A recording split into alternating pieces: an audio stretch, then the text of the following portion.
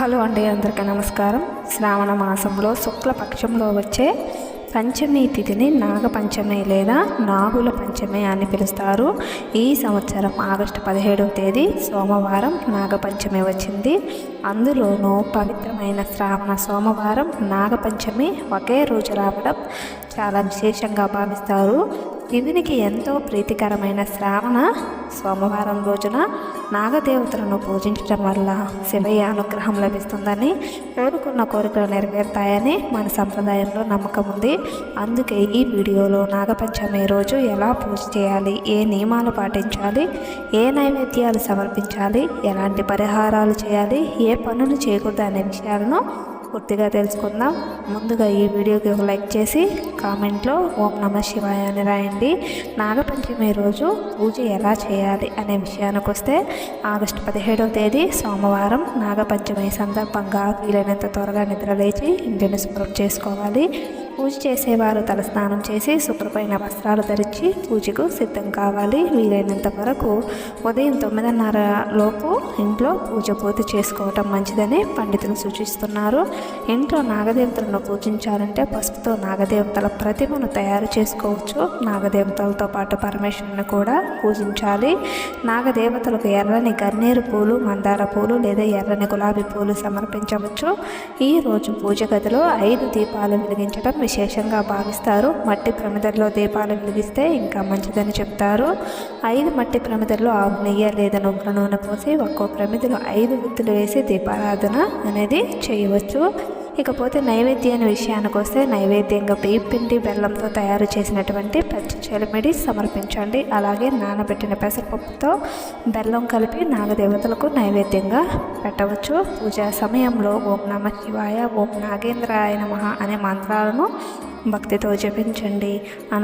అనారోగ్య సమస్యలతో బాధపడేవారు ఈ రోజు శివలింగానికి లేదా జంట నాగదేవతలకు ఆవుపాలతో అభిషేకం చేస్తూ ఓం నమః శివాయ మంత్రాన్ని జపించవచ్చు. ఇలా చేయటం వల్ల ఆరోగ్యం, ఆయురారోగ్యాలు కలుగుతాయని భక్తుల యొక్క విశ్వాసం.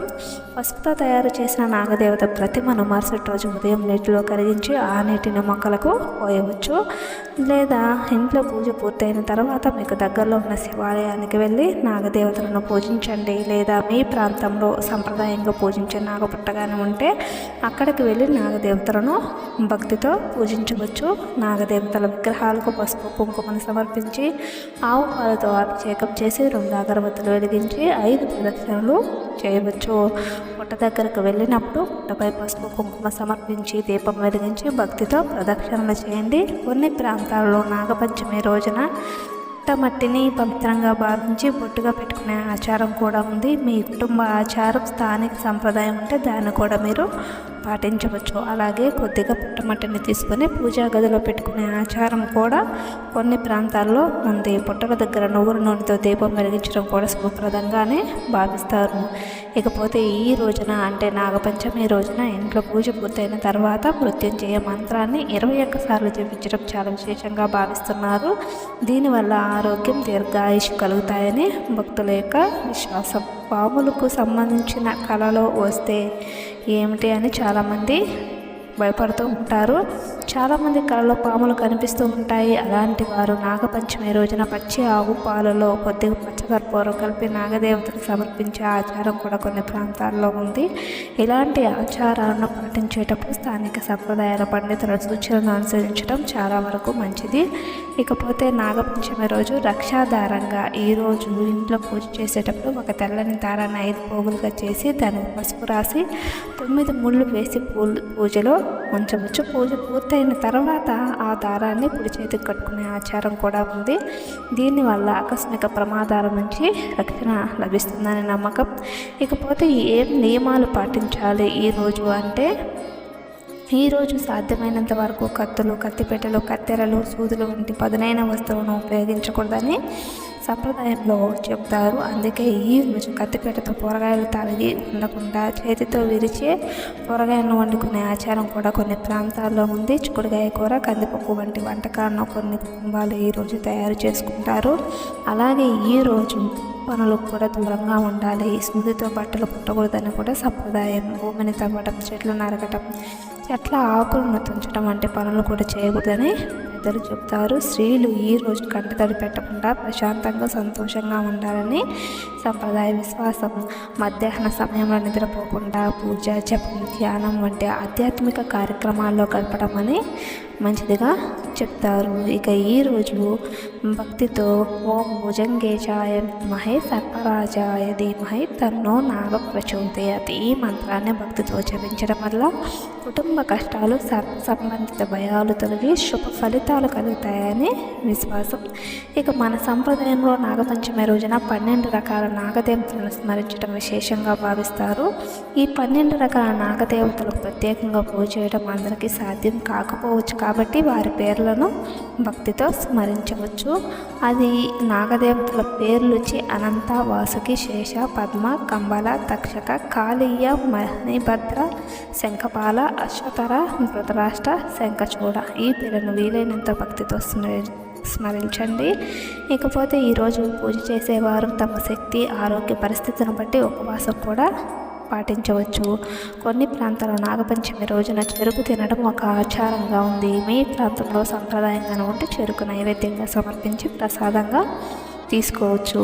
అలాగే నాగదేవతల చిత్రపటాన్ని పూజా గదిలో పెట్టుకుని పూజ చేయడం కూడా శుభప్రదంగానే భావిస్తారు. ఈరోజు మాంసాహారం తీసుకోకుండా సాత్విక ఆహారం తీసుకోవడం మంచిది. నలుపు రంగు వస్త్రాలు కూడా ధరించకుండా శుభ్రమైన వస్త్రాలను ధరించే ఆచారం కూడా కొన్ని ప్రాంతాల్లో ఉంది. ముఖ్యంగా ఈరోజు శివుడిని తప్పకుండా పూజించడం, శివలింగానికి అభిషేకం చేసి మారేడు దళాలతో శివుడిని పూజించడం ఎంతో విశేషంగా భావిస్తారు.